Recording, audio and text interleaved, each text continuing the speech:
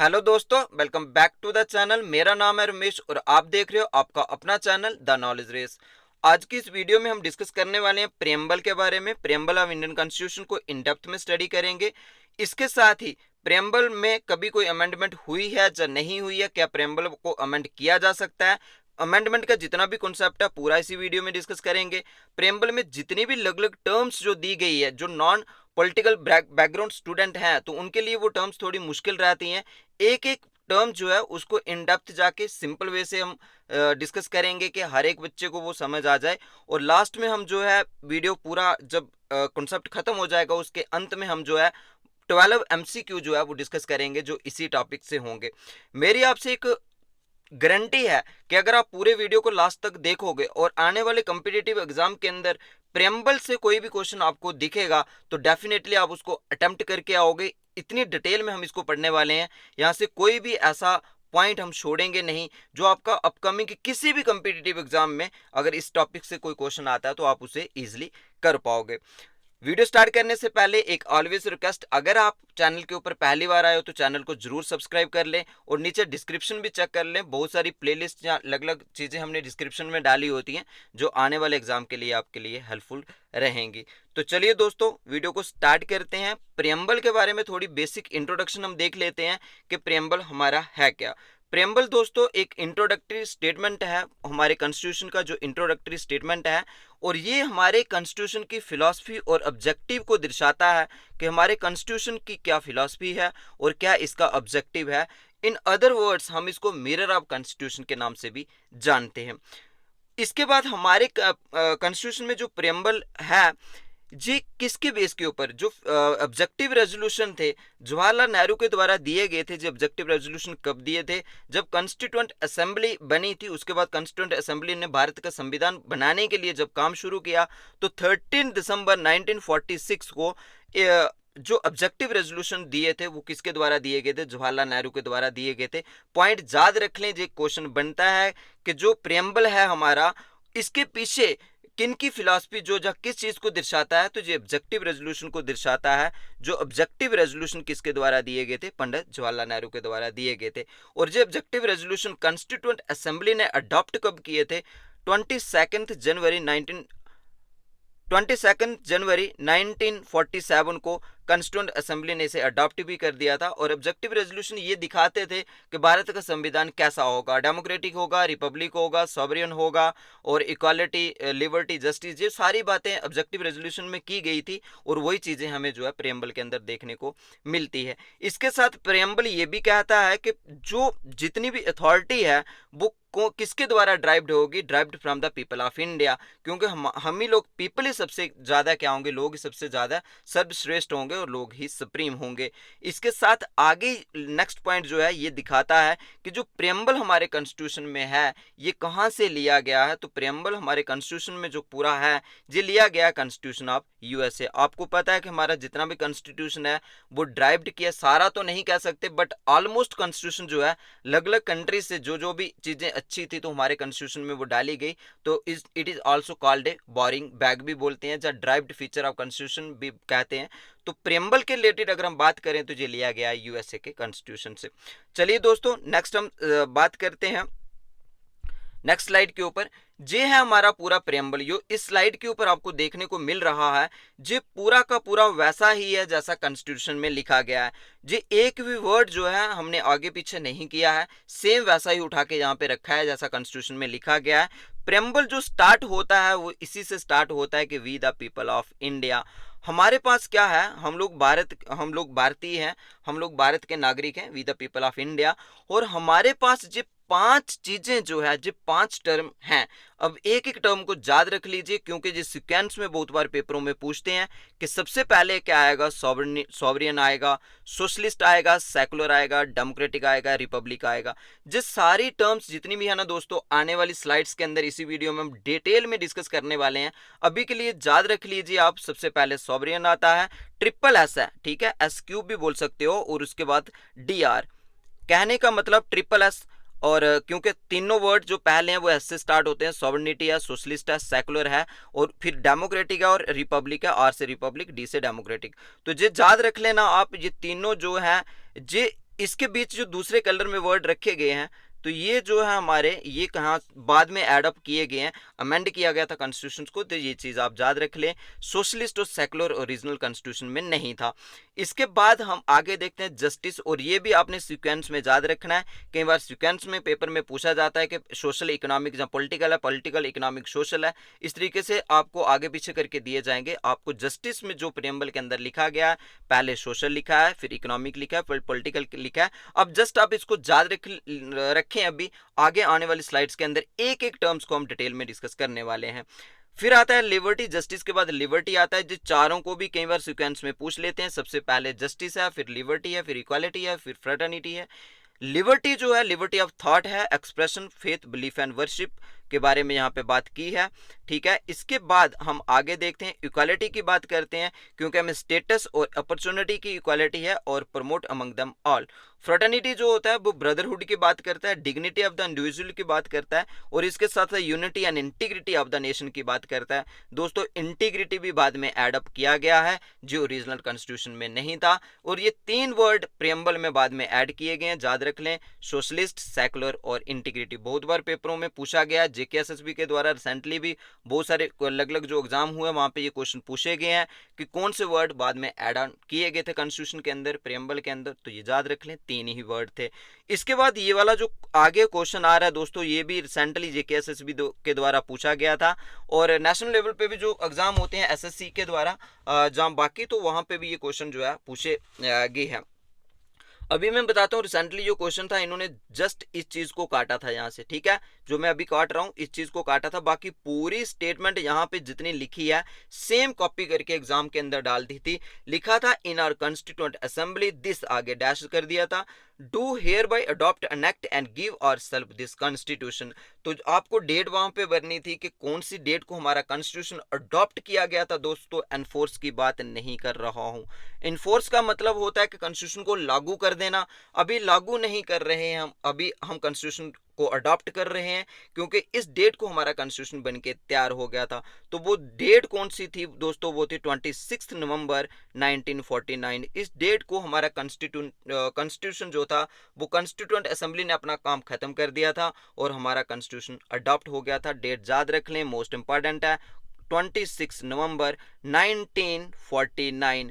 और हर साल हम 26 नवंबर को जो है कॉन्स्टिट्यूशन डे जो है वो सेलिब्रेट करते हैं। ये क्वेश्चन पूछ सकते हैं कि कॉन्स्टिट्यूशन डे कब बनाया जाता है। 26 नवंबर को हर साल बनाया जाता है, क्योंकि इसी दिन को हमारा कॉन्स्टिट्यूशन जो है अडॉप्ट हुआ था। ठीक है, यहाँ पे अडॉप्ट और अनेक्ट लिखा है। एनफोर्स कब हुआ था, वो 26 जनवरी है।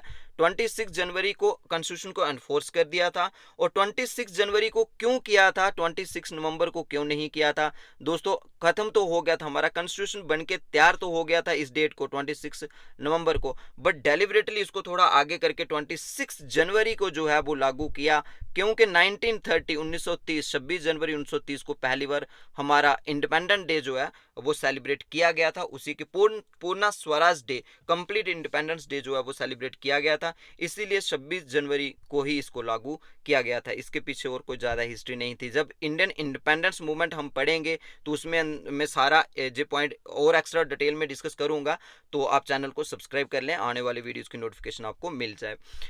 देखो फ्रेंड्स, यहाँ पे पहली लाइन जो शुरू होती है, यहाँ पे लिखा है we the people of India. अब हम एक एक टर्मों को डिस्कस करते चलेंगे।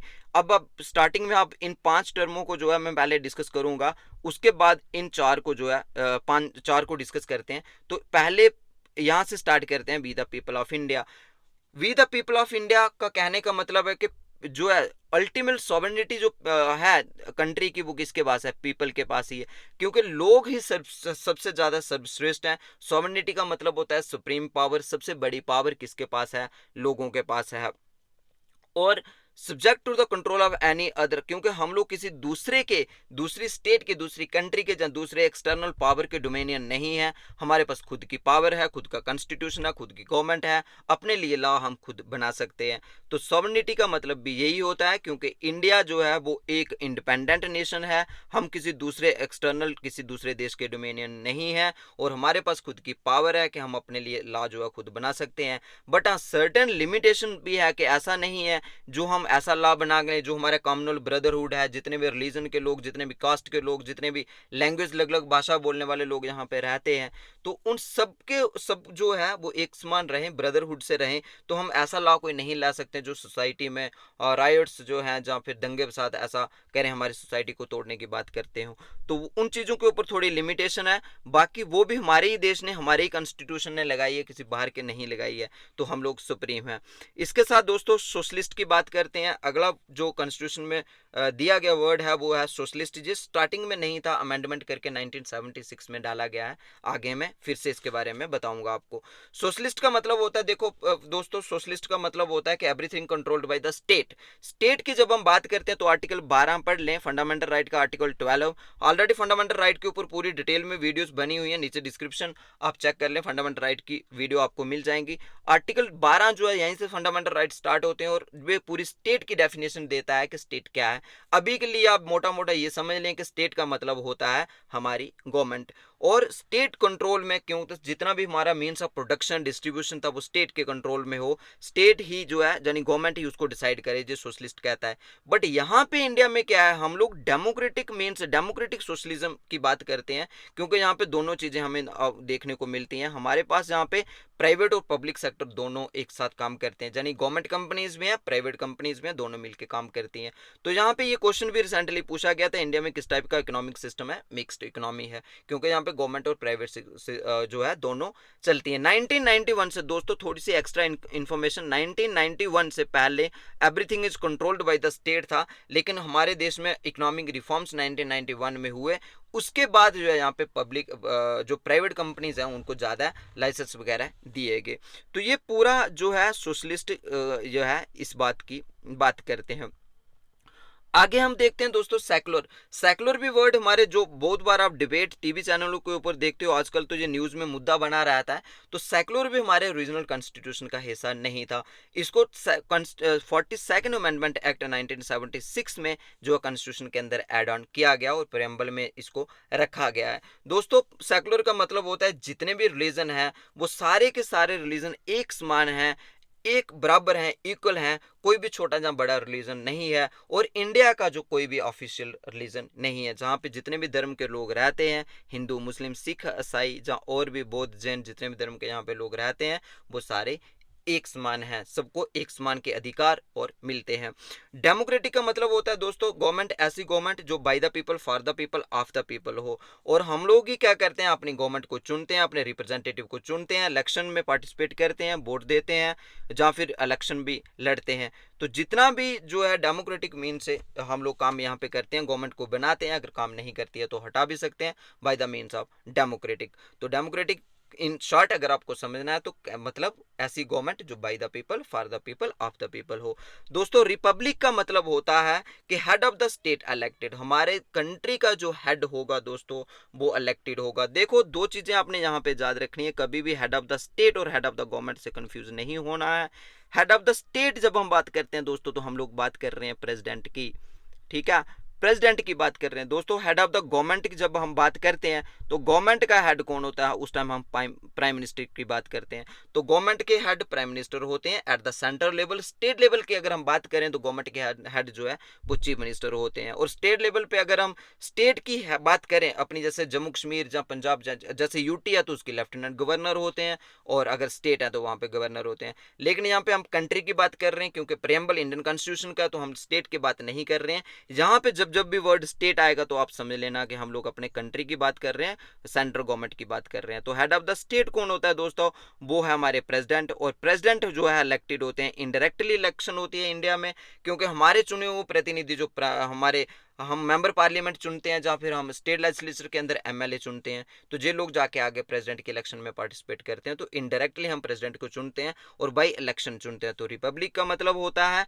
Head of the state elected, और ये भी प्रेम्बल का एक हिस्सा है। तो दोस्तों ये थी सारी टर्म्स। अभी मैं पीछे आपको फिर से स्लाइड दिखाऊंगा, ठीक है। तो ये पीछे आप स्लाइड देखोगे यहाँ पे, ये सारी टर्म्स यहाँ पे दी गई हैं, sovereignty, socialist, secular, democratic, republic. इन सारे टर्मों को अभी हमने डिटेल में डिस्कस कर लिया दोस्तों, इनको भी एक बार देख लेते हैं। जस्टिस, लिबर्टी, इक्वालिटी और फर्टर्निटी क्या कहते हैं, फिर आगे हम एमसीक्यू पे बात करते हैं कि एमसीक्यू जो है इस टॉपिक से जो भी निकलते हैं, जो अभी तक अलग अलग एग्जाम में पूछे गए हैं, उनको डिस्कस करते हैं। तो चलिए दोस्तों, ये सारा खत्म हो गया। उसके बाद हम देखते हैं ऑब्जेक्टिव्स की बात करते हैं। जी हमने सारा कर लिया। इसके बाद हम लोग बात करते हैं ऑब्जेक्टिव्स की।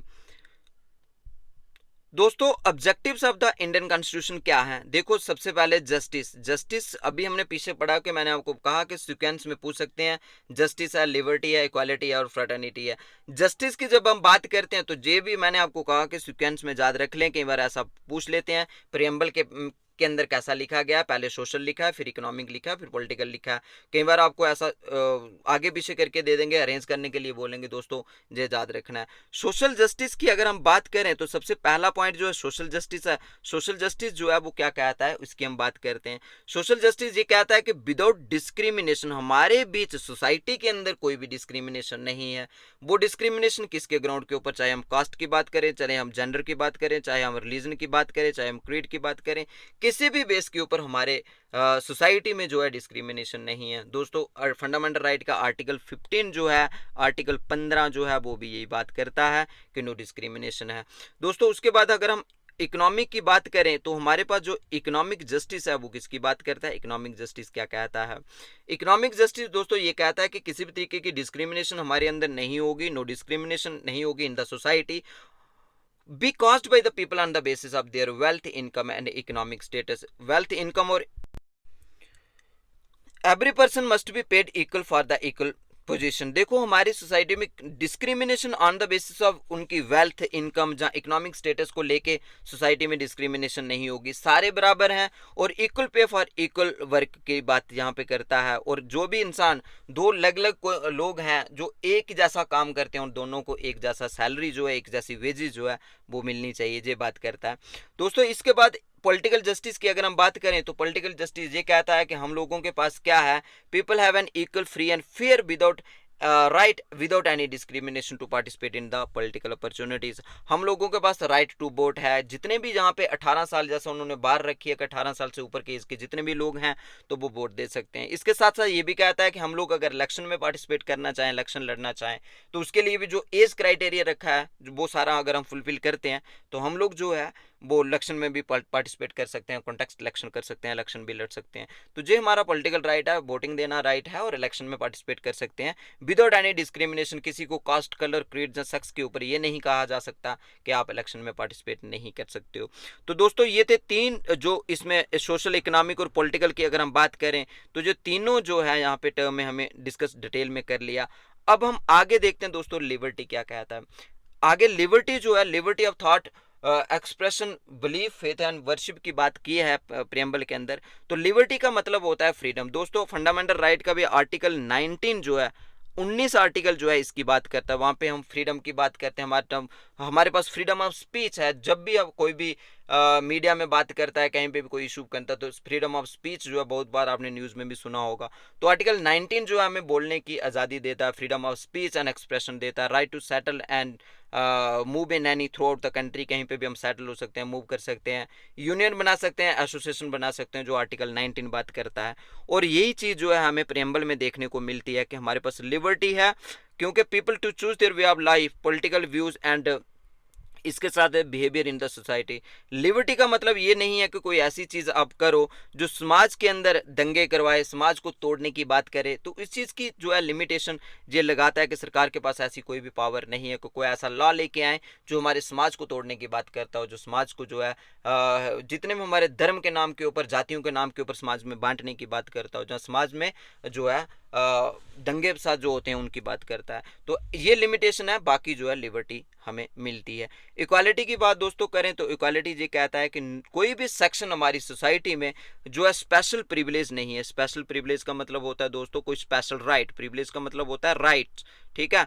किसी को भी कोई स्पेशल अधिकार नहीं मिलते हैं। अगर कोई जिस जैसा भी लोग हैं यहाँ पे, चाहे वो अमीर है, गरीब है, धर्म किसी भी जाति धर्म से है, सबको एक समान अधिकार उनके मिलते हैं। और हर एक जो है वो इक्वल बिफोर द लॉ है, यानी everyone is equal before the law.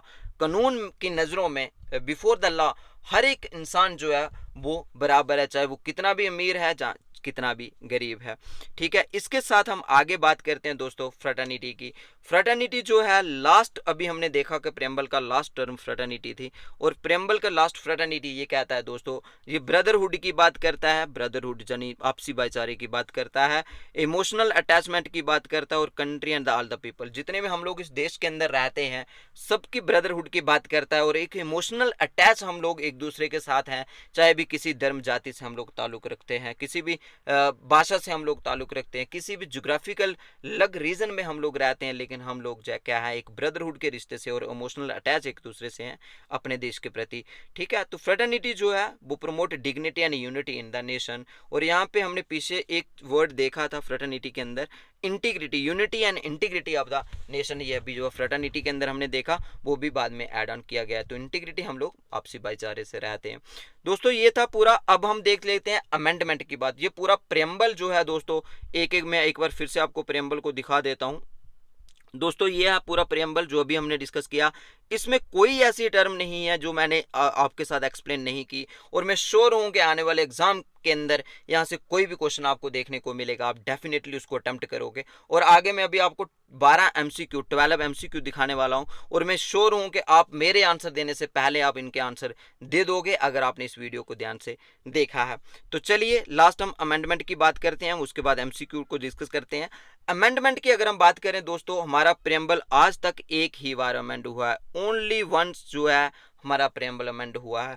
कब अमेंड हुआ था? 42nd अमेंडमेंट एक्ट 1976 याद रख लें। 1976 में हमारा प्रेम्बल एक ही बार, जब से कॉन्स्टिट्यूशन लागू हुआ, हमारा कॉन्स्टिट्यूशन लागू हुआ था 26 जनवरी 1950 को हमारा कॉन्स्टिट्यूशन लागू हुआ, और तब से लेकर आज तक प्रेम्बल एक ही बार जो है वो अमेंड हुआ है 1976 में। अब दोस्तों ये 42nd क्यों लिखा है? क्योंकि इससे पहले 41 बार 41 बार जो हमारा कॉन्स्टिट्यूशन अमेंड हो चुका था, और 1976 में 42nd बार हमारा कॉन्स्टिट्यूशन जो है वो अमेंड किया गया, इसलिए इसको 42nd कहा जाता है। अमेंडमेंट क्या होता है दोस्तों? अमेंडमेंट का मतलब होता है कोई भी चीज़ ऐड करना या डिलीट करना। तो कॉन्स्टिट्यूशन के अंदर जो अमेंडमेंट का प्रोसीजर है दोस्तों, एक आर्टिकल दिया गया है, याद रख लें। अमेंडमेंट के लिए जो आर्टिकल दिया गया वो 368 आर्टिकल जो है कॉन्स्टिट्यूशन के अंदर दिया गया है।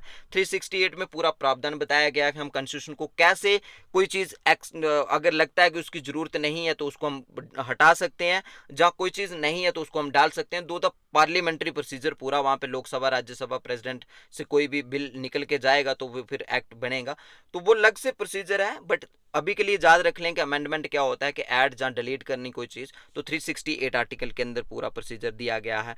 और ये तीन चीज़ें हमारी कॉन्स्टिट्यूशन के अंदर डाली गई थी 1976 में। एक डाला गया था सोशलिस्ट, सेकुलर और इंटीग्रिटी। इसके साथ ही सोशलिस्ट और सेकुलर जो है वो कहाँ पे डाला गया था दोस्तों? सॉवरेन और डेमोक्रेटिक। जो मैंने आपको पहले ही दिखाया, मैं फिर से दिखा देता हूँ, एक मिनट। सोशलिस्ट और सेकुलर जो है, क्योंकि स्टार्टिंग से हमारा जो है स्टार्ट होता है, वो मैं आपको दिखा देता हूं। पीछे एक बार आप जाके देख लीजिए, यहाँ पे मैं आपको अभी दिखा देता हूं दोस्तों। यहाँ पे ये देखिए, ये वाला, ठीक है। तो ये जो जहाँ पे दिखाया है सॉवरियन के बाद जो है सेकुलर और सोशलिस्ट जो बाद में रखे गए थे, और आगे डेमोक्रेटिक है, यानी सॉवरियन और डेमोक्रेटिक के बीच जो है किसको रखा गया है? सोशलिस्ट और सेकुलर को रखा गया है। कभी ऐसा क्वेश्चन, क्योंकि अगर बहुत ही ज़्यादा डीप में जाके क्वेश्चन पूछेंगे तो इस तरीके के क्वेश्चन बना सकते हैं वो। तो यहाँ पे आप याद रख लें, सॉवरियन और डेमोक्रेटिक के बीच सोशलिस्ट और सेकुलर को रखा गया है। ठीक है, आगे हम देखते हैं। अभी आगे जो है इसके साथ साथ ही यूनिटी एंड इंटीग्रिटी जो है, पहले क्या कहा जाता था इसको? पहले कहा जाता था यूनिटी ऑफ नेशन जो है, इसको पहले यूनिटी ऑफ नेशन को नाम चेंज करके unity and integrity of nation जो है ये रखा गया। और इंटीग्रिटी वर्ड जो है पहले नहीं था, ये भी बाद में डाला गया। यानी 3 वर्ड जो है कॉन्स्टिट्यूशन में अमेंडमेंट करके डाले गए हैं, बस ये याद रख लें। एक डाला गया है दोस्तों यहाँ पे सोशलिस्ट, सेकुलर और इंटीग्रिटी। ये तीन ही वर्ड जो है 1976 में डाले गए थे, एक ही बार आज तक हमारा कॉन्स्टिट्यूशन अमेंड हुआ है। जल्दी से अब हम डिस्कस करते हैं इनको। और दोस्तों मेरी आपसे एक रिक्वेस्ट है कि मेरे आंसर देने से पहले आप खुद से ट्राई करें आंसर देने की, और लास्ट में कमेंट सेक्शन में जरूर बताएं कि इन 12 क्वेश्चनों में से जो अभी हम डिस्कस करने वाले हैं आपके कितने ठीक हुए। अगर आपने पीछे पूरा वीडियो ध्यान से देखा है तो मैं श्योर हूं कि आप मेरे आंसर देने से पहले आंसर जरूर दोगे। और वीडियो अगर अभी तक अच्छी लगी है तो लाइक जरूर करें, शेयर जरूर करें और कमेंट करके अपनी राय बताना ना भूलें। पहला क्वेश्चन है दोस्तों, which among the following word is not written in the preamble of the constitution. दोस्तों इनमें से कौन सा जो वर्ड है वो प्रेम्बल में नहीं लिखा गया है। अभी हमने देखा सॉवरियन, सोशलिस्ट, सेकुलर लिखा गया है, कम्युनिस्ट कहीं पे भी हमने नहीं पढ़ा, तो ये प्रेम्बल में नहीं लिखा गया है, ये इसका आंसर है। Second, what is the legal nature of the preamble of the constitution. दोस्तों ये क्वेश्चन पीछे अभी नहीं पढ़ा है हमने, तो इसलिए मैंने ये यहाँ पे क्वेश्चन में डाला है कि एक ही पॉइंट रहता था, तो मैं यहाँ पे इसको डिस्कस करने वाला हूँ। What is the legal nature क्या है प्रेम्बल का। दोस्तों क्या इसको हम एनफोर्स करवा सकते हैं, जहाँ क्या नॉट एनफोर्सेबल है, it may be enforce in special circumstances, none of the this.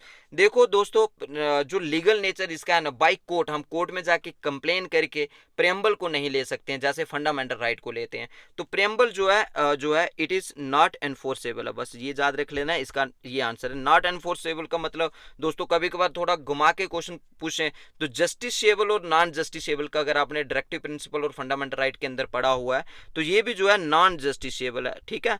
Non justiciable, JUSTICIABLE। तो नॉन जस्टिसेबल का मतलब होता है जिसके लिए हम कंप्लेन नहीं कर सकते हैं, क्लेम नहीं कर सकते हैं। तो ये जो है हमारा प्रेम्बल भी जो है वो इट इज़ नॉट एनफोर्सेबल है और नॉन जस्टिसेबल है, हम इसके लिए कंप्लेन जहाँ क्लेम इसको नहीं कर सकते हैं कोर्ट में जाके, ठीक है। नेक्स्ट हम देखते हैं the preamble to the Indian constitution was inspired by the preamble of the constitution. अभी दोस्तों पीछे ही हमने स्टार्टिंग में ही मैंने इसकी बात की थी, प्रेम्बल हमारे कॉन्स्टिट्यूशन में कहाँ से लिया गया, यूएसए के कॉन्स्टिट्यूशन से लिया गया है। दोस्तों आगे है which of the following statement about the preamble is not correct, जो सही नहीं है। Preamble to the Indian constitution based upon the objective resolution, यहाँ तक तो हमने पढ़ा कि सही है। ड्राफ्टेड बाय BR अम्बेडकर, दोस्तों यही गलत है, क्योंकि पीछे हमने जब मैंने आपको पढ़ाया, अगर आपने ध्यान से वीडियो देखी है, ऑब्जेक्टिव रेजोल्यूशन जो है वो ड्राफ्ट किए थे पंडित जवाहरलाल नेहरू ने। कब किए थे वो भी हमने देखा, 13 दिसंबर 1946 को पंडित जवाहरलाल नेहरू ने कॉन्स्टिट्यूंट असेंबली में जो है ऑब्जेक्टिव रेजोल्यूशन को दिया था, और 22 जनवरी 1947 को कॉन्स्टिट्यूंट असेंबली ने उसे अडॉप्ट किया था। तो BR अम्बेडकर ने नहीं दिए थे, पंडित जवाहरलाल नेहरू ने। ये जो है पूरी स्टेटमेंट जो है यहाँ से आगे गलत हो जाती है जब BR अम्बेडकर जी का नाम यहाँ पे लिखा है, तो यही इसकी गलत है। आगे देख लेते हैं, it has amended only once, ये भी मैंने अभी बताया कि प्रेम्बल को आज तक एक ही बार अमेंड जो है वो किया गया है। इसके बाद preamble state that the constitution drive it's authority from the people of India. ये भी है कि क्योंकि कॉन्स्टिट्यूशन जो ड्राइव करता है अथॉरिटी वो लोगों से ही करता है, ये भी हमने डिस्कस किया। और यहाँ पे जो डेट दिए गया है वो 26 नवंबर 1949 जो है प्रेम्बल के अंदर डेट जो है दी है अडॉप्ट और अनेक्ट करने की, तो ये भी सही है। तो यहाँ पे नॉट पूछा था, इसका आंसर जो है दोस्तों ए है। चलिए नेक्स्ट देखते हैं, which one of the following is not a part of the preamble of the Indian constitution. इसमें से कौन सा पार्ट नहीं है। देखो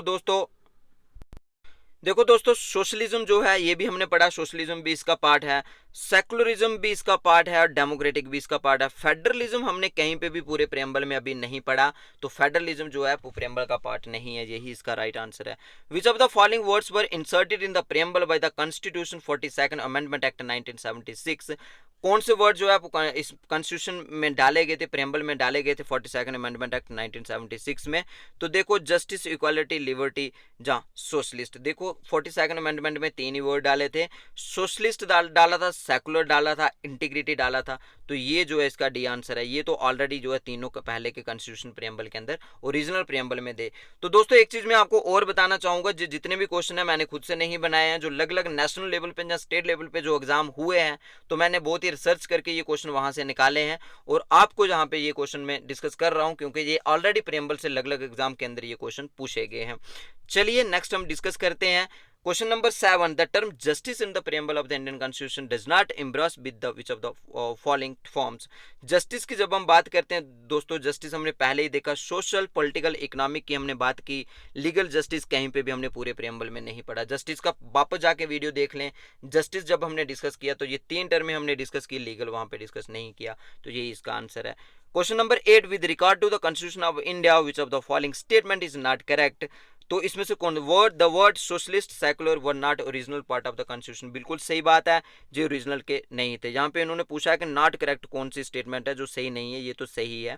इसके बाद preamble states that the objective of the constitution of the Indian, जो प्रेम्बल है वो ऑब्जेक्टिव्स को दिखाता है कि इंडियन कॉन्स्टिट्यूशन का कैसा ऑब्जेक्टिव है, स्टार्टिंग में ही हमने पढ़ा, बिल्कुल सही बात है। The preamble is enforceable in the court of law, दोस्तों अभी मैंने आपको पीछे समझाया कि प्रेम्बल जो है वो कोर्ट ऑफ लॉ में एनफोर्स नहीं होता, जी अभी हमने पीछे ही देखा, नॉन जस्टिसेबल पार्ट के अंदर आता है। तो republic refers to the head of the state elected, fourth जो है वो ये कह रहा है कि रिपब्लिक का मतलब जो होता है वो हेड ऑफ द स्टेट जो है इलेक्टेड होता है, तो बिल्कुल सही बात है, रिपब्लिक का जाइए। तो यहाँ पे नॉट स्टेटमेंट पूछा है दोस्तों, तो इसका सी जो है वो राइट आंसर है, क्योंकि प्रेम्बल जो है वो एनफोर्स नहीं होता बाय कोर्ट ऑफ लॉ। चलिए क्वेश्चन नंबर 9 जो है, which among the following is not revealed by the preamble of the Indian constitution, दोस्तों डेट ऑफ अडॉप्शन, कौन सी चीज इसमें से प्रेम्बल नहीं दिखाता है? Date of adoption of the constitution दिखाता है, बिल्कुल सही बात है। Nature of Indian state, date of enforcement of the constitution, वो एनफोर्समेंट ऑफ द कॉन्स्टिट्यूशन, ये इसके साथ source of the authority of the constitution, देखो ये भी दिखाता है source of authority of the constitution, कि कॉन्स्टिट्यूशन की अथॉरिटी जो है वो लोगों से ड्राइव्ड होती है, ये भी दिखाता है। Date of adoption of the 26 November, ये भी दिखाता है बिल्कुल। और हमारा इंडियन स्टेट जो है उसका नेचर कैसा होगा, मतलब हमारी स्टेट कैसी होगी, उसके नेचर कैसा होगा, डेमोक्रेटिक रहेगा, रिपब्लिक रहेगा, जो सारा कुछ दिखाता है। Date of enforcement of the constitution नहीं दिखाता दोस्तों, date of enforcement of the constitution जो है 26 जनवरी है, 1950 में हमारा कॉन्स्टिट्यूशन एनफोर्स हुआ था, और प्रेम्बल के अंदर हमने कहीं पे भी ये डेट नहीं पढ़ी। 26 नवंबर पढ़ा हमने जरूर, लेकिन वो अडॉप्शन है दोस्तों, जो फर्स्ट जो लिख रहे हैं, फर्स्ट पार्ट में अडॉप्शन ही लिख रहे हैं, ये सही है। तो इसका इन्होंने पूछा था कि कौन सा सही नहीं है दोस्तों, तो इसका सी पार्ट जो है वो सही नहीं है, date of enforcement of the constitution, ये इसका सही नहीं है। तो ये क्वेश्चन जो है यहाँ पे इसका आंसर जो है वो सी रहेगा। आगे क्वेश्चन नंबर 10 देखते हैं, which one of the following objective is not embodied in the preamble to the constitution of India, देखो liberty of thought, economic liberty, liberty of expression, liberty of belief. जब liberty का आप पीछे देख ले, जब मैंने लिबर्टी को डिस्कस किया प्रेम्बल में, वहां पे मैंने liberty of thought, expression, belief, faith and worship की बात की, इकोनॉमिक लिबर्टी की कहीं पे भी बात नहीं की दोस्तों। इसका जो राइट आंसर है वो इकोनॉमिक लिबर्टी है, ठीक है। इसके साथ क्वेश्चन नंबर 11 जो है, which of the following words were added to the preamble of the Indian constitution through amendment of the constitution, में अमेंडमेंट करके कौन से वर्ड जो है कॉन्स्टिट्यूशन के अंदर डाले गए हैं दोस्तों? सोशलिस्ट भी डाला 1976 में, सेकुलर भी डाला, इंटीग्रिटी भी डाला, फ्रेटर्निटी जो है नहीं डाला। इसका पहला, दूसरा और तीसरा राइट आंसर है, तो इसका बी पार्ट जो है वो सही है दोस्तों। इसके बाद आज का last question, When was the preamble to the Indian Constitution last amended? Last time preamble में अमेंडमेंट कब की गई थी दोस्तों? एक ही बार हुआ है आज तक, पहली भी वही थी, लास्ट भी वही थी, 1976 में जो है इसको अमेंड किया गया है। इससे पहले भी नहीं किया गया था और इससे बाद भी आज तक नहीं किया गया। ये तो दोस्तों पूरा का पूरा वीडियो, उम्मीद करता हूँ कि आपको वीडियो पूरा अच्छे से समझ आया होगा। अगर अच्छे से समझ आया है तो वीडियो को लाइक जरूर कर लें और कमेंट करके जरूर अपनी राय बताएं। हम आपके लिए इतना हार्ड वर्क करते हैं, जब आप कमेंट करके जहाँ सब्सक्राइब करके चैनल को हमारा साथ देते हो तो हमें भी उससे मोटिवेशन मिलती है। मिलते हैं नेक्स्ट वीडियो में। पंचायत सेक्रेटरी के लिए जितना भी वीडियोस हैं, जो अलग अलग कंपोनेंट है, पॉलिटिक्स को ख़त्म करके दूसरे कंपोनेंट भी हम अपलोड करते रहेंगे, और ऑफलाइन बैचेस भी हमारे चल रहे हैं। अगर आप चाहो तो हमारे इंस्टीट्यूट में भी आके हमसे पढ़ सकते हो। चैनल के साथ जुड़े रहें। मिलते हैं नेक्स्ट वीडियो में, तब तक के लिए happy learning. Thanks for watching this video.